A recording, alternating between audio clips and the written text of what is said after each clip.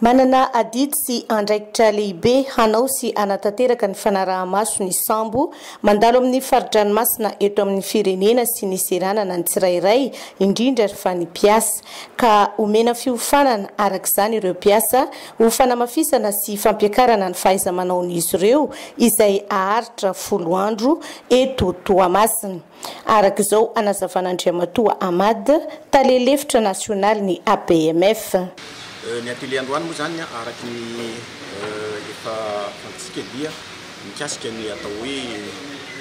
fampiakarana ambonimbony kokoa ny fahaiza-manao ny teknisiana malagasy amin'ny fitsidihana ny sambo mandalo eto amin'ny faritry ny ranomasitsika sy tonga eto amin'ny portsika. Izay atao hoe poste de contrôle izy amin'ny teny anglisy zany amin'ny maha firenena membre ny OMI-tsika zany dia manana adidy sy andraikitra tsika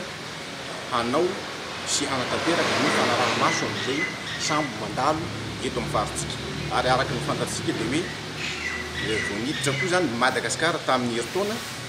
tao anatin'ny fikambanam-ben'ireo misy firenena 12 amin'izao fotoan'izao izay mirahina amin'ny fiaraha-mientana sy fiaraha-miasa manatanteraka zany fanaraha-maso amin'izany sambo rehetra mandalo eto zany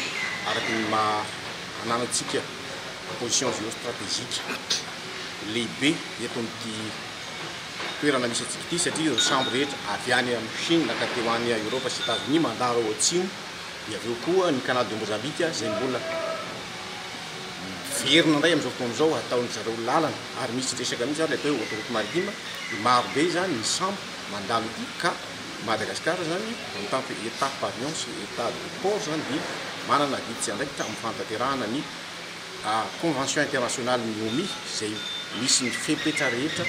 tsy maintsy arahan'ireny sambo lehibe reny ka tsy tsika rery tsy mahavita azy fa misy fiaraha-miasa izay nahatonga ny Madagasikara niditra ao anatin'ny atao hoe Indian Ocean Memorandum of Understanding izay misy fiaraha-miasa amin'ny firenena 20 teny kireo zany amin'ny fanatanterahana hoe inona aby ny zavatra tsy maintsy arahan'ny sambo rehefa ohatra izy ka mandalo na amin'ny lafin'ny sécurité io na amin'ny lafin'ny fanajana ny environnement io na amin'ny lafin'ny fanajana ny olona sy ny mpiara-miasa manao koa ny fahaiza manao ny mpiasa ao anatin'ny sambo zany rehetra zany no ianarana sy ampiana eto ka dia expertny OMI anankiroa miara-mientana amintsika eto mandritra ny 10 andro zany manam-pahatonany amin'ny ararabony dia zay ny totoatiny tompoko. Miantso ny fiaraha-mientana amin'ny fanaraha-maso ny sambo ary izy ireo ary efa misy fepetra raisina manoloana ireny fandotona ny rano na ny ranomamy izany na ny ranomasina. Ny APMF moa dia miara-miasa ary eo ambany fiahian'ny ministerany fitaterana. Amin'izao fotoan'izao misy fepetra efa noraisina tao anatin'izay taona vitsivitsy mitagota dia tao Tamatavy moa dia mitsika angamba dia resaka sabakaky ngeza be sy ny karazany io irana izy misy ny fepetra efa noraisina ao araka n'izayko ary misy koa amin'izao fotoan'izao ny